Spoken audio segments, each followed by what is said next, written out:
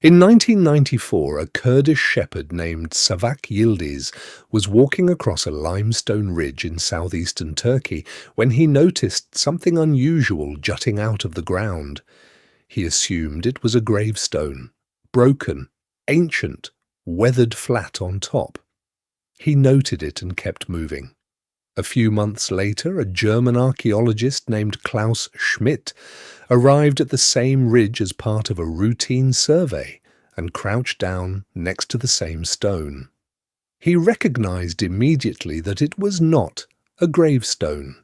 It was the top of a carved pillar, and there were more of them, dozens more, buried just beneath the surface across an area the size of several football fields. Schmidt spent the rest of his life excavating that ridge. He died in 2014, still digging. What he found there has never stopped producing results that the archaeological establishment struggles to explain.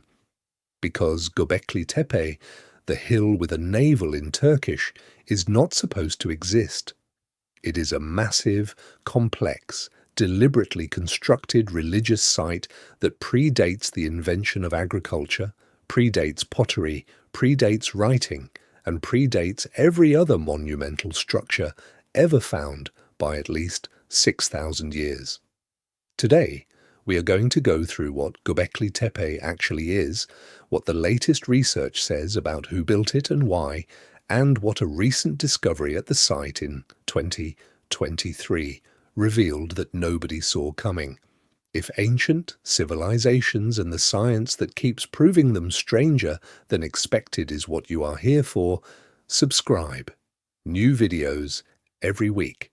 The site sits on a ridge in the Taurus mountain foothills near the modern city of Sanliurfa in Turkey. Before Schmidt arrived, it had been surveyed once before in the 1960s by a joint American and Turkish team who noted the presence of flint tools on the surface, recorded the site as a medieval cemetery, and moved on. The flint tools were the clue they missed. Flint tools of that type are not medieval, they are Neolithic. The survey team had been looking for the wrong thing, and so they saw the wrong thing. Schmidt was looking for Neolithic sites, and he saw exactly what was there. What he uncovered over the following 2 decades changed the timeline of human civilization. Gobekli Tepe contains multiple circular enclosures, each between 10 and 30 meters across, built from limestone blocks weighing between 10 and 20 tons each. The enclosures are defined by T-shaped pillars arranged in concentric rings around 2 larger central pillars. The central pillars in the largest enclosure stand over 5 meters tall and weigh an estimated 10 to 20 tons each. Every surface of these pillars is carved. Animals, insects, abstract symbols, hands, and what appear to be humanoid figures with no faces but with belts and clothing are cut into the stone with a level of technical skill that implies not experimentation, but mastery. These were not people learning to carve.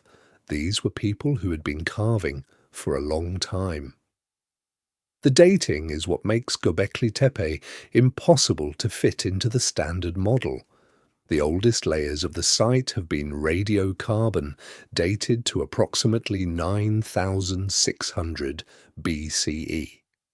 That is 11,600 years ago. The pyramids at Giza were built around 2,500 BCE. Stonehenge was constructed starting around 3000 BCE.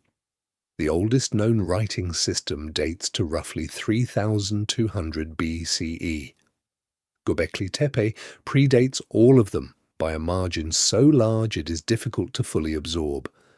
When the people who built Gobekli Tepe were cutting those pillars and arranging those enclosures, the pyramids were still 7,000 years in the future.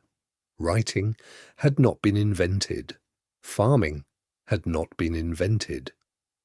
According to every model of human social development that existed before 1994, the people alive in 9,600 BCE should not have been capable of organizing the labor, planning the construction, or executing the carving required to build what is sitting on that ridge in Turkey.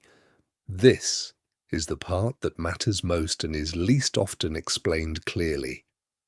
Building Gobekli Tepe was not a small project. The stones were quarried from limestone outcroppings on the ridge itself, but the quarrying still required tools, organization, and coordinated effort across a large group of people working together over an extended period.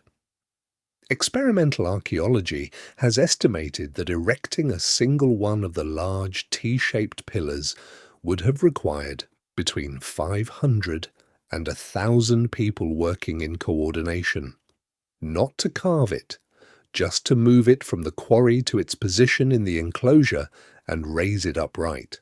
For a society that was supposedly pre-agricultural, meaning no settled farms, no stored grain surpluses, no centralized food supply, feeding and coordinating that many people in one place for long enough to build multiple enclosures across multiple phases of construction is an organizational challenge that the standard model of hunter-gatherer society simply cannot account for. The conventional response to this problem has been to suggest that Gobekli Tepe itself is the reason agriculture was invented, rather than the other way around. The traditional sequence assumed that agriculture came first, then surplus food, then settled populations, then complex social organization, then monumental architecture. Gobekli Tepe inverts this entirely. The argument now being made by a growing number of researchers is that the desire to build, to gather, to maintain a permanent ritual site may have been what drove people toward agriculture in the first place. The site needed feeding, and feeding the site may have created the pressure that led to the domestication of plants and animals in the surrounding region. Southeastern Turkey is in fact one of the primary origin zones for the domestication of einkorn wheat, one of the earliest domesticated crops. The wild ancestors of that wheat grow within a few kilometers of Gobekli Tepe. The connection may not be coincidental. The 2023 discovery changed the picture again. A research team from Istanbul University, conducting new excavations in a previously unexcavated section of the site, uncovered a carved stone bench running along the interior wall of one of the enclosures. This is not unusual in itself. Benches have been found at the site before. What was unusual was what was beneath the bench. A sealed deposit containing the remains of at least 6 individuals, their bones deliberately arranged, certain bones deliberately removed, and a series of carved stone vessels placed among the remains. The bones showed evidence of processing after death. The skulls in particular showed cut marks consistent with defleshing and in some cases drilling. 3 of the skulls had holes bored through them and evidence of cord or sinew having been threaded through those holes. These were not burials in any conventional sense, they were curated remains. The skulls were being kept, displayed, possibly worn or carried. The people buried beneath that bench at Gobekli Tepe were not simply interred. They were being maintained as objects of ongoing ritual significance long after their deaths.